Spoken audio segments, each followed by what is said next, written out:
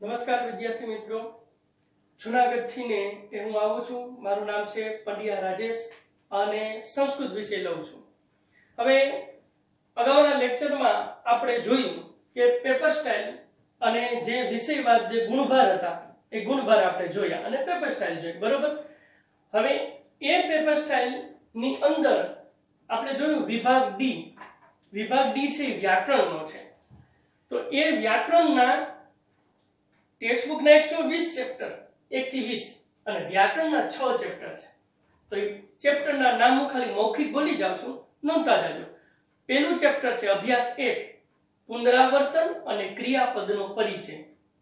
બીજું ચેપ્ટર છે અભ્યાસ 2, એનું નામ છે સંખ્યા વિશેષણ અને વિભક્તિના રૂપો, સર્વનામના રૂપો, જે તમે 9માં ભણી ગયા છો. અભ્યાસ 3 એટલે કે ત્રીજું ચેપ્ટર, જેનું નામ છે ઉપપદ વિભક્તિ.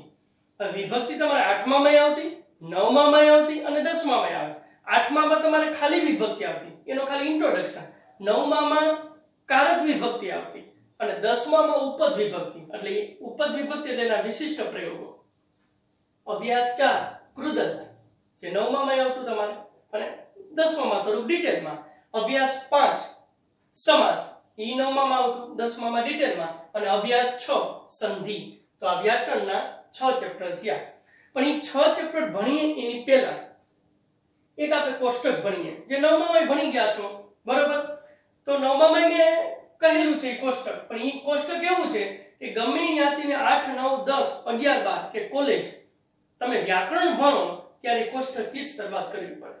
કારણ કે કોઈ પણ ચેપ્ટર વ્યાકરણનું એવું નહીં હોય કે એમાં કોષ્ટક લાગુ ન પડે. તો સૌથી પહેલા એ ગ્રામરની આપણે કોષ્ટક જોઈએ કે સમગ્ર સંસ્કૃત વ્યાકરણ છે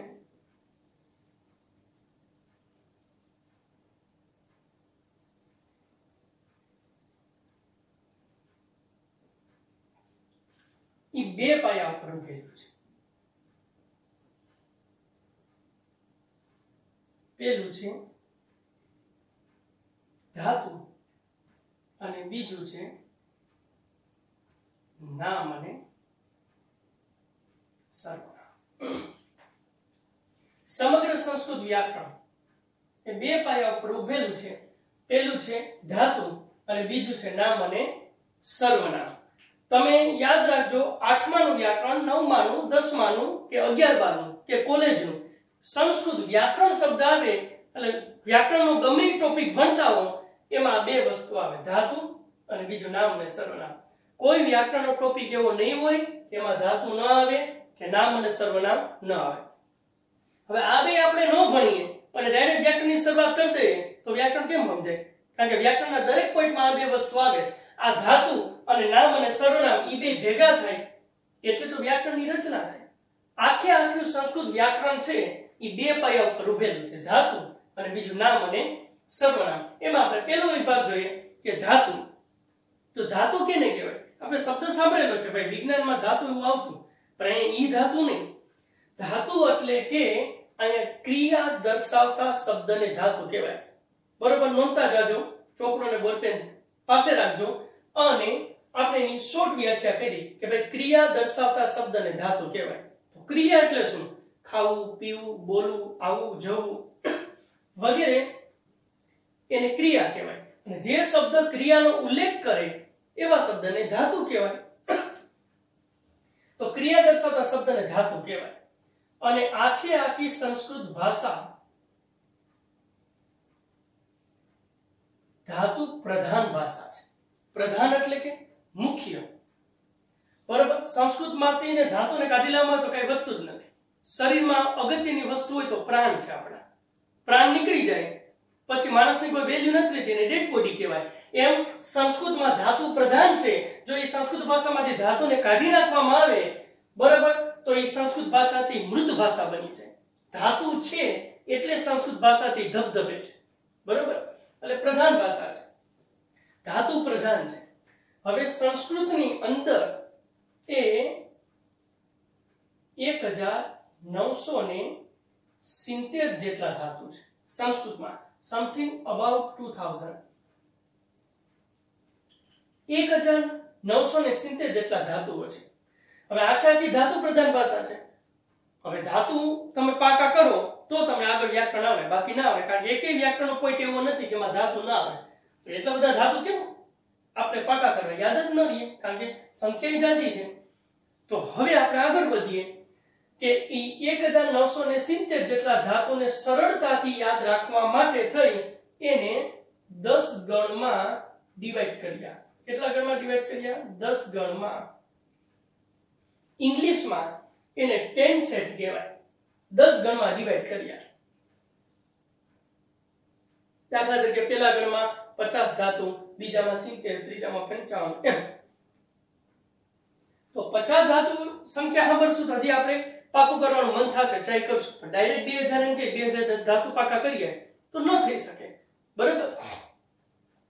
એટલે ધાતુને સરળતાથી યાદ રાખવા માટે વ્યાકરણ શાસ્ત્રીઓએ એને 10 ગણમાં વિભાજિત કર્યા. હવે વિભાજિત કર્યા પણ પ્રશ્ન થવો જોઈએ, કારણ કે પ્રશ્ન વગર જ્ઞાનની ઉત્પત્તિ ન થાય. પ્રશ્ન એ થવો જોઈએ કે ભાઈ ધાતુ છે એ દાખલા તરીકે 2000 છે, આપણે રાઉન્ડ ફિગર લઈએ 2000 છે, તો 2000 જેટલા ધાતુને 10 ગણમાં વિભાજિત તો કર્યા, તો પ્રશ્ન એ થવો જોઈએ કે આપને કેમ ખબર પડે કે કયો ધાતુ છે એ કયા ગણનો છે. સમજાય છે તમને? કે 10 ગણમાં વિભાજિત તો કર્યા પણ હવે એને ઓળખવા કેમ કે આ પહેલા ગણનો, આ બીજા ગણનો. એક્ઝામ્પલ, દાખલા તરીકે કથય એટલે કેવું. કથય એટલે કેવું. હું એમ કહું કે વિદ્યાર્થી મિત્રો આ કથય છે એ 10મા ગણનો ધાતુ છે. તો કેમ? મેં કીધું એટલે? એવું નહીં મેં કીધું એટલે, પણ શા માટે? બરોબર, કારણ કે ધાતુ તો કથ જ છે પણ એને અય વિકર્ણ પ્રત્યય લાગ્યો. મને એટલી ખબર છે કે આ અય છે એ 10મા ગણનો પ્રત્યય છે. કેનો પ્રત્યય છે? 10મા ગણનો. તો જે ધાતુને અય પ્રત્યય લાગે એ ધાતુ કયા ગણનો? 10મા ગણનો. તો એટલે મેં એમ કીધું આ 10મા ગણનો છે. હવે આપણે થોડા એ રિવર્સમાં વહી જાય કે મેં તમને પ્રશ્ન પૂછ્યો હતો કે 10 ગણમાં વિભાજિત તો કર્યા પણ ખબર કેમ પડે કે કયો ધાતુ કયા ગણનો છે? હવે એનો હું જવાબ બોલું છું કે દરેક ધાતુને ઓળખવા માટે કે આ પહેલા ગણનો છે, આ બીજા ગણનો છે, આ 10મા ગણનો છે, એમ દરેક ધાતુને ઓળખવા માટે થઈ દરેક ગણને, બરાબર યાદ રાખજો, દરેક ધાતુને ઓળખવા માટે થઈ દરેક ગણને એક વિશિષ્ટ પ્રકારનો પ્રત્યય લાગે છે. એ વિશિષ્ટ પ્રકારના પ્રત્યયને શું કહેવાય? વિકર્ણ પ્રત્યય. શું કહેવાય? વિકર્ણ પ્રત્યય. બરોબર, આ વિકર્ણ પ્રત્યયથી ઓળખી શકાય. કઈ રીતે? એક્ઝામ્પલ સામે છે કે મને એટલી ખબર હતી કે અય છે એ 10મા ગણનો પ્રત્યય છે, એટલે ઈ ઉપરથી ને અય છે જે ધાતુને લાગે ઈ ધાતુ 10મા ગણનો હોય, એટલે મેં એમ કીધું કે આ કથય છે એ 10મા ગણનો ધાતુ છે. બરોબર, હવે અહીંયા ધ્યાન રાખો, શોર્ટમાં લખું છું વિકર્ણ પ્રત્યય.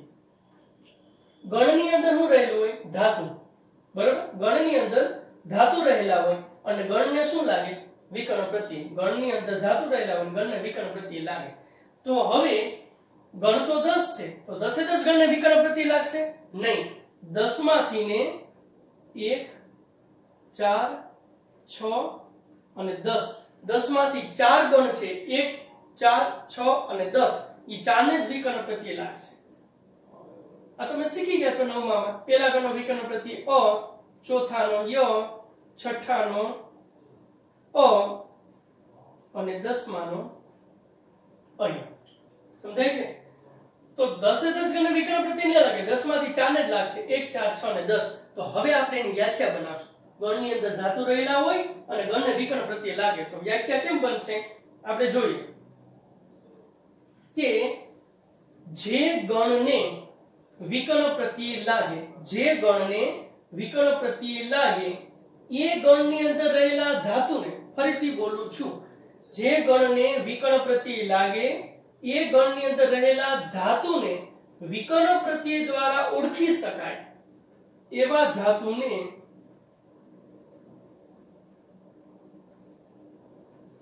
નિમિત્ત ધાતુ કહેવામાં આવે. જે ગણને વિકર્ણ પ્રત્યય લાગે એ ગણની અંદર રહેલા ધાતુને વિકર્ણ પ્રત્યય દ્વારા ઓળખી શકાય એવા ધાતુને નિમિત્ત ધાતુ કહેવામાં આવે છે. તો વ્યાખ્યા શું થઈ? જે ગણને વિકર્ણ પ્રત્યય લાગે, તો કેને લાગે છે? 1 4 6 અને 10. જે ગણને વિકર્ણ પ્રત્યય લાગે એ ગણની અંદર રહેલા એટલે 1 4 6 અને 10 ની અંદર રહેલા ધાતુને વિકર્ણ પ્રત્યય દ્વારા ઓળખી શકાય, એને નિમિત્ત ધાતુ કહેવાય. તો 1 4 6 અને 10 એને વિકર્ણ પ્રત્યય લાગે છે? તો કે હા. તો પછી 1 4 6 અને 10 એની અંદર રહેલા ધાતુને વિકર્ણ પ્રત્યય દ્વારા ઓળખી શકાય? તો કે હા. તો પછી 1 4 6 અને 10 એની અંદર રહેલા તમામ ધાતુને કેવા ધાતુ કહેવાય? બરોબર, એ નિમિત્ત ધાતુ કહેવામાં આવે છે. 2 3 5 7 8 અને 9 એને વિકર્ણ પ્રત્યય લાગતો નથી, તો એની અંદર રહેલા ધાતુને આપણે ઓળખી શકાતા નથી. તો એવા ધાતુને કેવા ધાતુ કહેવાય છે? અનિયમિત ધાતુ કહેવાય.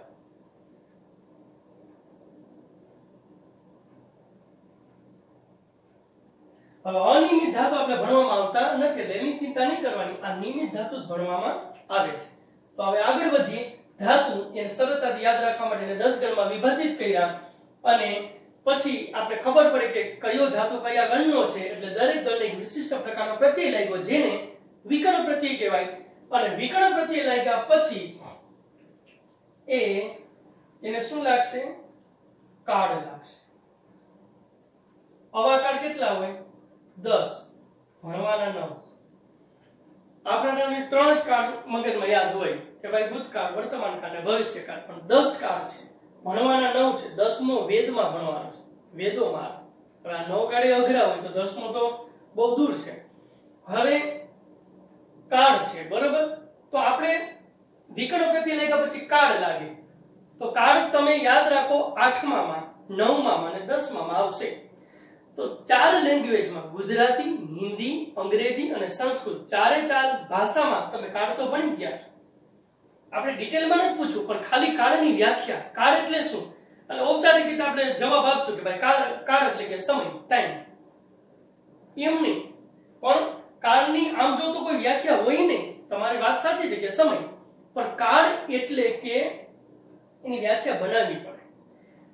બરોબર, શબ્દ ઉપર ભાર મૂકશો, કારણ કે વ્યાકરણ છે ને આખી શબ્દની માયા જાળ છે. શબ્દને તમે કેચઅપ કરતા શીખી ગયા એટલે તમારું કામ થઈ ગયું. જો એમાં ગૂંચવાઈ ગયા તો કંટાળો આવશે વ્યાકરણમાં.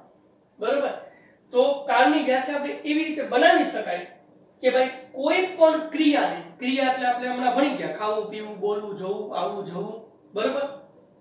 કોઈ પણ ક્રિયાને કોઈ ચોક્કસ નક્કી કરેલા સમય મર્યાદામાં, શબ્દ પર ભાર મૂકજો, ચોક્કસ અને નક્કી કરેલા સમય મર્યાદામાં, આ બે શબ્દો પર ભાર મૂકજો. કોઈ પણ ક્રિયાને કોઈ ચોક્કસ નક્કી કરેલા સમય મર્યાદામાં વિભાજિત કરવામાં આવે એને કાળ કહેવાય. ફરીથી વ્યાખ્યા બોલું છું, લખી લેજો, નોંધી લેજો. કોઈ પણ ક્રિયાને કોઈ ચોક્કસ નક્કી કરેલા સમય મર્યાદામાં વિભાજિત કરવામાં આવે એને કાળ કહેવાય. હવે આપણે એક્ઝામ્પલ આપીએ કે કોઈ પણ ક્રિયા, તો ક્રિયા તો ઘણી હોય ને, ખાવું, પીવું, બોલવું. આપણે એક ક્રિયા લઈ લે કે ભાઈ ખાવું એટલે કે જમવું. હવે ચોક્કસ નક્કી કરેલા સમય મર્યાદામાં, તો એ નક્કી કોણ કરે? આપણે ખુદ. તમારે શું કરવું છે તે ઈ તો તમે જ નક્કી કરો ને, બીજું થોડુંક કરે.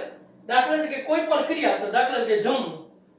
તો હું અહીંયા ભણાવું છું અને કોઈ વિદ્યાર્થી કોઈ જમવાનું લઈને આવ્યો કે સાહેબ જમો, એટલે હું એમ કહીશ કે ભાઈ થેન્ક યુ, મેં જમી લીધું છે, તો બીકમ ધ પાસ્ટ ટેન્સ. ક્રિયા એક જ થઈ જમવાની, પણ મેં એને કીધું મેં જમી લીધું છે, તો પૂરું થઈ ગયું, તો ભૂતકાળ. વળી હું ભણાવતો અને કોઈ જમવાનું લઈને આવે અને આ બધું લખવાનું હોય અને હું બેઠો હતો અને વિદ્યાર્થી જમવાનું લઈને આવ્યો, લે થોડુંક જમી લો, તો હું જમું છું, તો પ્રેઝન્ટ ટેન્સ. બરોબર.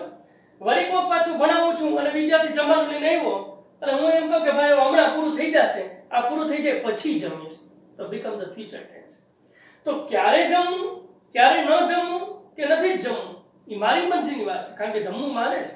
બરોબર. એટલે એને હું ચોક્કસ સમય મર્યાદામાં વિભાજિત કરું. ચોક્કસ એટલે કઈ રીતે? જમી લીધું છે ભાઈ, નથી જમવું, જમવું છે, અથવા પછી જમીશ, ના નથી ભાઈ પછી જમીશ. તો વ્યાખ્યા લાગુ પડી કે નહીં કે કોઈ પણ ક્રિયા એટલે કે જમવાની ક્રિયાથી કોઈ ચોક્કસ નક્કી કરેલા સમય મર્યાદામાં એને વિભાજિત કરવામાં આવે એને કાળ કહેવાય. બરોબર. હવે આવા 9 કાળ છે. કાળ લાગ્યા પછી એને શું લાગશે? કાળ લાગ્યા પછી એને પદ લાગશે.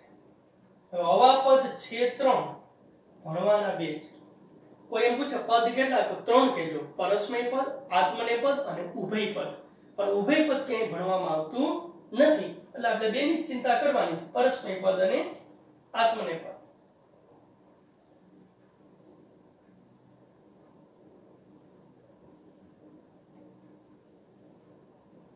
ટૂંકમાં લખું છું, પરસ્મય પદ અને આત્મનેય પદ. હવે કાળ કેટલા છે? 10.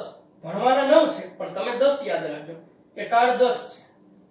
તો દરેક કાળને બે પદ લાગે, પરસ્મય પદ અને આત્મનેય પદ. તો દરેક કાળને બે પદ લાગે એવા 10 એટલે 20 પદ થયા ને. હવે જોજો, દરેક કાળને બે પદ લાગે અને દરેક પદને પુરુષ લાગે. આવા પુરુષ કેટલા હોય? 3. કયા કયા? ઉત્તમ પુરુષ, મધ્યમ પુરુષ અને અન્ય પુરુષ. પેલો બીજો ત્રીજો એ ભૂલી જાઓ. ઉત્તમ પુરુષ બોલનાર કોઈ વ્યક્તિ પોતાના વિશે વાત કરતો હોય તો ઉત્તમ પુરુષ, ઈ સામેવાળાને બીજાને કહેતો હોય તો એ મધ્યમ પુરુષ, અને કોઈ વ્યક્તિ ત્રીજા વ્યક્તિની વાત કરતો હોય જ્યાં હાજર ન હોય તો એ અન્ય પુરુષ.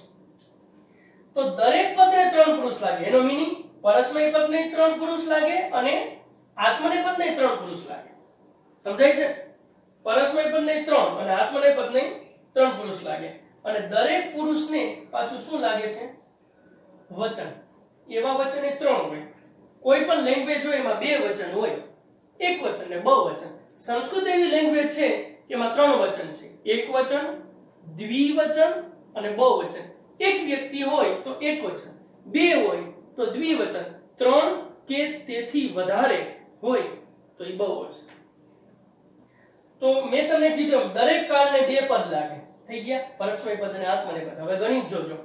અને દરેક પદને 3 પુરુષ લાગે. દરેક પદને, પરસ્મય પદને 3 પુરુષ લાગે, આત્મનેય પદને 3 પુરુષ લાગે. અને દરેક પુરુષને એની અંદર દરેક પુરુષને 3 વચન લાગે. એટલે દરેક પુરુષને, એટલે પુરુષ કેટલા છે?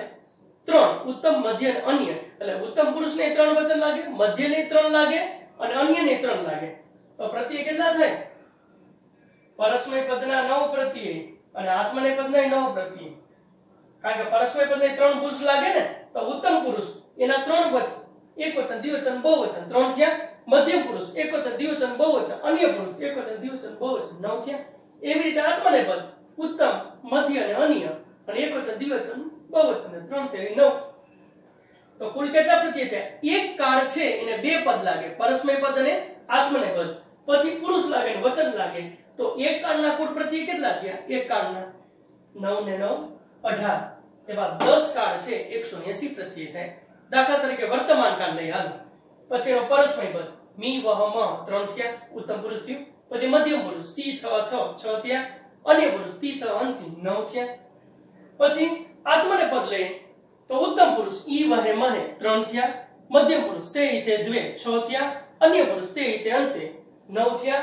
તો 9 ને 9 18. તો એક વર્તમાન કાળ છે એને 18 પ્રત્યય થયા. એવા તો 10 કાળ છે, એટલે મીંડું ચડાવી દો, 180 પ્રત્યય થાય. ધાતુ 10 ગણમાં વિભાજિત કર્યા અને 10 ગણને ધાતુને યાદ રાખવા માટે થઈ અને દરેક ગણને વિકર્ણ પ્રત્યય લાગ્યો. ઈ વિકર્ણ પ્રત્યય છે ઈ 1, 4, 6 ને 10 ને જ લાગે એને નિમિત્ત ધાતુ કહેવાય. જેને નથી લાગતો એને અનિમિત્ત ધાતુ કહેવાય. પછી એને કાળ લાગે, પછી પદ, પછી પુરુષ અને પછી વચન. આટલી પ્રોસેસ થાય ત્યારે શું બને? ક્રિયાપદ. ઇંગ્લિશમાં એને વર્બ કહેવાય. આટલી પ્રોસેસ થાય તો ક્રિયાપદ બને. યાદ રાખજો, કોઈ પણ ક્રિયાપદ હોય ને એટલે કે વર્બ, એનું ઇન્ટ્રોડક્શન કરવાનું કહેતો તો એ 4 સ્ટેપ થાય. કયા 4 સ્ટેપ? કાળ, પછી બીજા નંબરમાં પદ, ત્રીજા નંબરમાં પુરુષ અને ચોથા નંબરમાં વચન. કોઈ પણ કાળ હોય, તમારા 10માં એક્ઝામમાં પૂછાશે કે કાળ, પદ, પુરુષ અને વચન, આ 4 સ્ટેપ યાદ રાખો ત્યારે ક્રિયાપદ બને. બરાબર? અને હવે આ ક્રિયાપદ છે, આ ક્રિયાપદ એના મૂળ સ્વરૂપને ધાતુ કહેવાય. તો ધાતુથી શરૂઆત કરી હતી, ત્યાંથી પૂરું કર્યું. એટલે ધાતુની વ્યાખ્યા શું આવી? ક્રિયા દર્શાવતા શબ્દને ધાતુ કહેવાય. હવે એનાથી ને પણ ટૂંકી વ્યાખ્યા કે ક્રિયાપદના મૂળ સ્વરૂપને ધાતુ કહેવાય. ઇંગ્લિશમાં એને ઇન્ફિનેટિવ કહેવાય. સમજાય છે? તો આ સંસ્કૃત વ્યાકરણ 2 પાયા પર ઉભેલું છે. પેલું ધાતુ અને બીજું નામ અને સર્વનામ. એમાં આપણે આ ધાતુ છે ઈ જોયું અને એની આટલી વિગત જોઈ. બરાબર. હવે આપણે જઈએ નામ અને સર્વનામ. તો પહેલા તો નામ અને સર્વનામ. તો નામ એટલે શું? બે પ્રશ્ન તમને કરું કે નામ એટલે શું. બીજો પ્રશ્ન, શા માટે દરેક વ્યક્તિ, દરેક વસ્તુ, દરેક પદાર્થ એના જુદા જુદા નામ રાખવામાં આવ્યા? શા માટે મારા અને તમારા અલગ અલગ નામ છે? શા માટે જુદી જુદી વસ્તુના જુદા જુદા નામ છે? શા માટે કોઈ પદાર્થ કે પ્રાણી, પશુ, પંખીના જુદા જુદા નામ છે? શા માટે? તો એના બે કારણ છે. પહેલું તો નામ એટલે શું? આપણે પહેલો પ્રશ્ન એ હતો, તો એનો જવાબ નામ એટલે કે સંજ્ઞા. બીજું કે શા માટે રાખવામાં આવે છે? તો હવે એનો જવાબ જો. એના બે કારણ છે. પહેલું કારણ કે સમાજની અંદર વ્યવહારની સરળતા માટે. આ મુખ્ય કારણ છે. સમાજની અંદર વ્યવહારની સરળતા માટે અને સમયના બચાવ માટે.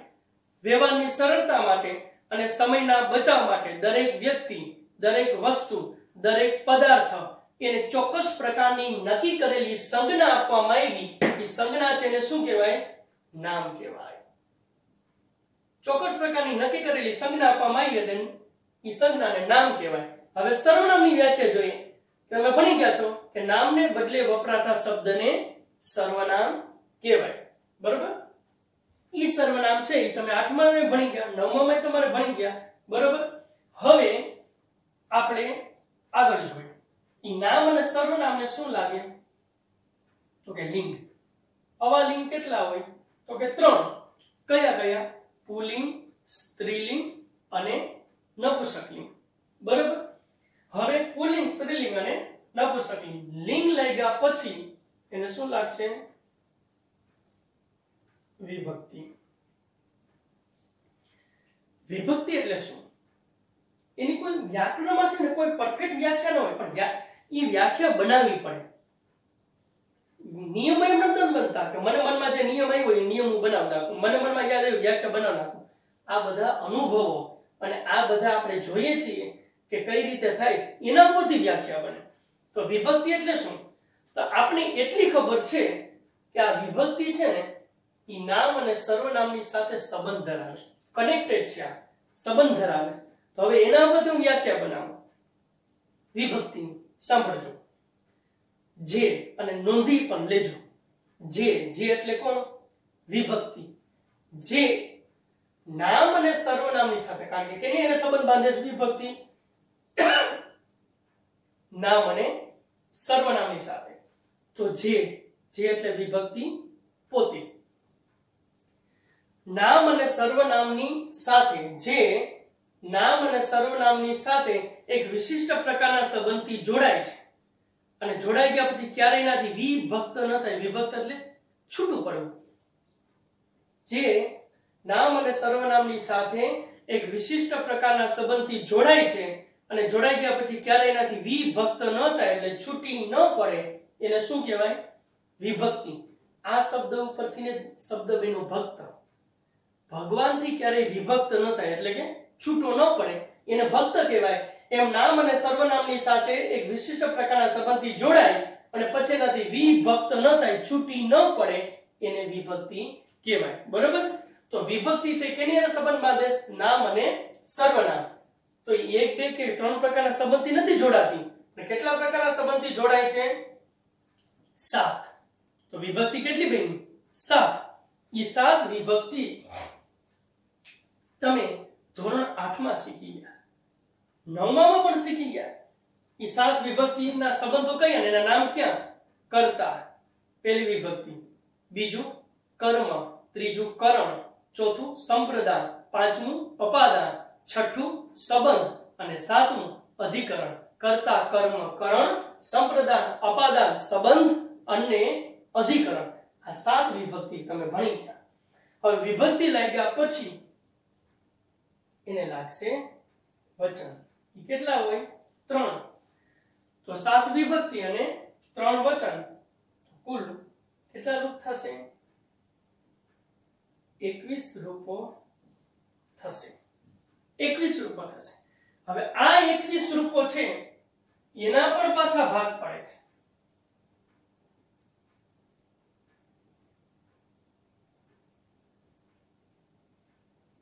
અકારાંત પુલ્લિંગ,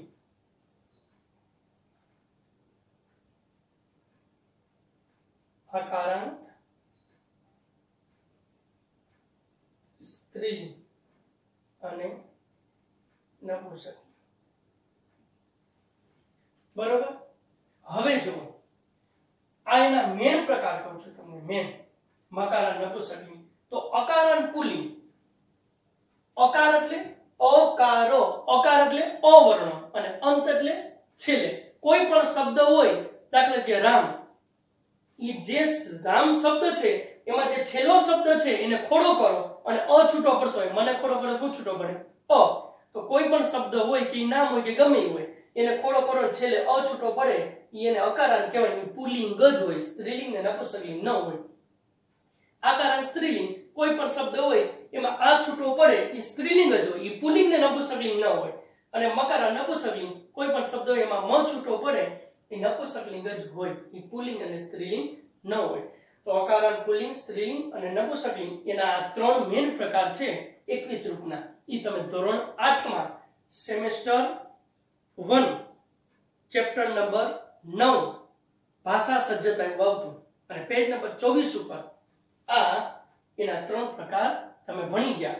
9મા ધોરણમાં તમે આના ડિટેલમાં પ્રકાર ભણ્યા. અકારાંત પુલ્લિંગના ડિટેલમાં રસ્વ ઉકારાંત પુલ્લિંગ, ગુરુના રૂપ, ભાનુના રૂપ, રસ્વ ઈકારાંત, હરિ, તો એ તમે પુલ્લિંગમાં ભણ્યા. પછી આકારાંત સ્ત્રીલિંગ, એના પેટા પ્રકાર કયા છે 9માં? ત્રણ પ્રકાર 8માં ભણી ગયા, એના પેટા પ્રકાર 9માં. તો સ્ત્રીલિંગના પેટા પ્રકાર રસ્વ ઈકારાંત સ્ત્રીલિંગ મતિ, દીર્ઘ ઈકારાંત સ્ત્રીલિંગ નદી, એના રૂપ તમે 9માં ભણી ગયા. રસ્વ ઉકારાંત સ્ત્રીલિંગ ધેનુ, ઈ 9માં ભણી ગયા. મકારાંત નપુંસકલિંગ વનમ, ઈ બધા 9માં અને 8માં ભણી ગયા. બરોબર. તો આ એના 21 રૂપ થયા. 21 રૂપના મેન ત્રણ પ્રકાર. તો આ જે છે એ સંસ્કૃત વ્યાકરણ કહેવાય. આ આખું એનું ચેપ્ટર છે. લ્યો, કોઈ પણ વ્યાકરણનો ટોપિક હોય, કોઈ પણ, મેં તમને શરૂઆત અહીંયાથી કરી દીધી, હજી કહું છું 8, 9, 10, 11, 12 કે કોલેજ, સંસ્કૃત સબ્જેક્ટ આવે અને વ્યાકરણ તમે શીખો, કોલેજ નો હોય તો ભલે, એમાં તમારે આ ધાતુ અને નામ અને સર્વનામ ઈ પોઈન્ટ તો આવે. કારણ કે આ ધાતુ અને નામ અને સર્વનામ ઈ બે ભેગા થાય ત્યારે તો વ્યાકરણની રચના થાય. આખું સંસ્કૃત વ્યાકરણ ઈ બે પાયા ઉપર જ ઉભેલું છે. આપણે શરૂઆત ત્યાંથી કરી, ધાતુ અને નામ અને સર્વનામ. તમારે ધાતુ એટલે કે એની અંદર શું આવે? કાર. બરોબર. ઈ કાર આવે ને, ઈ કાર એટલે કે પ્રત્યય, ઈ કારના પ્રત્યય યાદ રાખવા પડે. કયા? મી, વ, મ, એને બધાને એને પ્રત્યય કહેવાય, ઈ યાદ રાખવા પડે. અને નામ અને સર્વનામની અંદર શું આવે? વિભક્તિ. તો ઈ વિભક્તિના રૂપો કહેવાય. કારના જે હોય ને એને પ્રત્યય કહેવાય, વિભક્તિના રૂપો કહેવાય. ઈ કયા? રામ, રામો, રામા, ઈ બધાને રૂપો કહેવાય. તો રૂપો પાકા કરવા પડે. કારના પ્રત્યય અને વિભક્તિના રૂપો ઈ બે પાકા કરો તમને પરફેક્ટ આવડે તો જ વ્યાકરણ આવડે. જો કારના પ્રત્યય ન આવડે અને વિભક્તિના રૂપો ન આવડે તો વ્યાકરણ કોઈ દિવસ ના આવડે. કારણ કે વ્યાકરણ કોઈ ટોપિક એવો નથી કે એમાં કારના પ્રત્યય ન આવતા હોય અને વિભક્તિના રૂપો ન આવતા હોય, એવો કોઈ પણ એવો ટોપિક નથી. બરોબર. તો આટલું આપણે ફરમો તમે યાદ રાખી લેજો, લખી લેજો અને વ્યવસ્થિત જોઈ લેજો, રિફર કરી લેજો. કારણ કે દરેક વ્યાકરણની શરૂઆત દરેક ધોરણમાં તમે આવશો, 9માં મેં આ જ વસ્તુ શીખડાવીશ, પણ 10માં આવશો ત્યારે મારે અહીંથી સ્ટાર્ટિંગ કરવું પડશે. કારણ કે આ તો પાયો છે. સમજાય છે? એટલે દરેકમાં ઈવન કદાચ 11 નું કરવાનું થાય, 11 માં તમે આવો તો અહીંથી સ્ટાર્ટિંગ કરવું પડે. બરોબર. એટલે ઈ બે રૂપો તમે અત્યારે પાકા કરો. 9માની ટેક્સ્ટ બુક હોય ઈ નાખી ન દેતા, જવા ન દેતા. એની અંદર પાછળ જે રૂપો આપેલા છે ઈ પાકા કરો. સર્વનામના રૂપો આપેલા છે, અહમ, આમ, વયમ ને ઈ આપણે ભણી ગયા. તો ઈ સર્વનામના રૂપો પાકા કરો. એટલે સર્વનામના રૂપો અને આ નામના રૂપો પાકા કરો. કારના પ્રત્યય પાકા કરો. આ પાકા કરો એટલે 6 માસનું તમે 10માની ભણવાની શરૂઆત કરશો ને ઈ પહેલા 6 માસનું તમને આવડી જાય. તમે 10માના ક્લાસમાં જાઓ ઈ પહેલા 80 માંથી 6 બાકા કરી નાખવાના છે. બરોબર. 6 માસનું તો એમનું તમને આવડી જાય. 74 માસનું ભણવાની જરૂર છે. બરોબર. તો આ કે આખો વ્યાકરણનો ફરમો થયો. આટલું આપણે આ વ્યાકરણના આ લેક્ચરમાં આપણે સમાપ્ત કરીએ અને પછીના લેક્ચરમાં આપણે આગળ વધશું. બરોબર.